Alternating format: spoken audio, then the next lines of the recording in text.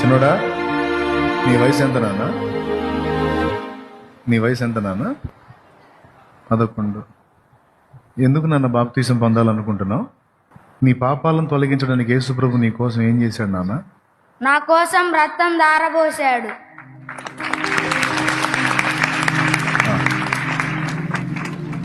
ఇప్పుడు నీది చిన్న వయసు కదా, ఇప్పుడే ఎందుకు తీసుకోవాలనుకుంటున్నావు?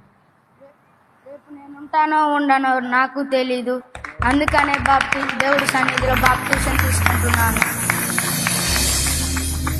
11 సంవత్సరాలు ఒక చిన్న బిడ్డ ఇస్తున్న సాక్ష్యం అది. ఒక్కొక్కళ్ళకి 50 ఏళ్ళు, 60 ఏళ్ళు, 70 ఏళ్ళు, 40 ఏళ్ళు, 30 ఏళ్ళు, 25 ఏళ్ళు, 20 ఏళ్ళు, 18 ఏళ్ళు, 16 ఏళ్ళు. వాళ్ళకి రాలా సిగ్గు ఎన్ని చెప్పినా. వాళ్ళు అంతే చెబుతారులే, మనం అప్పుడే సత్తామైంది.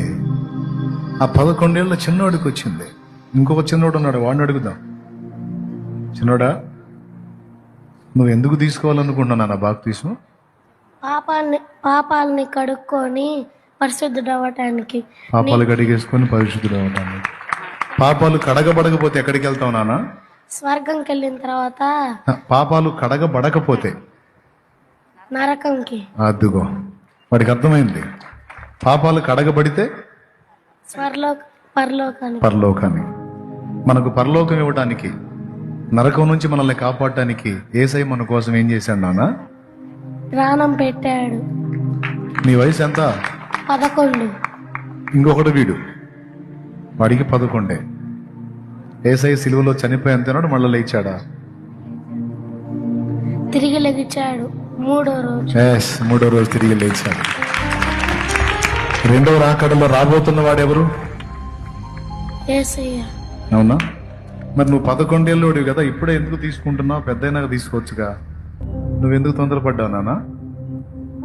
రేపు ఉంటానో ఉండనో తెలీదు కదా, అందుకే ఇప్పుడే బాప్తీసం తీసుకుంటే బెటర్ అని. మరి నీ సమాధానం అదేనా? చెప్పు మరి. రేపు ఉంటానో ఉండనో తెలియదు. పసిబిడ్డలకు అర్థమైంది ఇక్కడ. అంటే నాకు దేవుడిచ్చిన కృప ఏందంటే, నేను చెప్పిన మ్యాటరు ఆ వయసు పిల్లలకు కూడా అర్థమైంది.